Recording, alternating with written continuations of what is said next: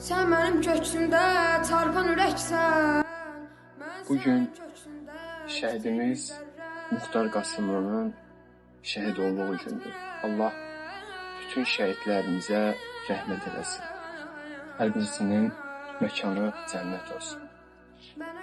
Bizim üçün və torpaqlarımızın azadlığı uğrunda canını verən, qanını tökən şəhidlərimizə Allahdan rəhmət dilərim. Birdən mənə elə gəlir ki, Muxtar yaşayır. Elə bilirəm Muxtar sağdır. Nə vaxtsa çıxıb bir yerdən gələcək. Hərdən özümü ona inandıraram ki, Muxtar sağdır.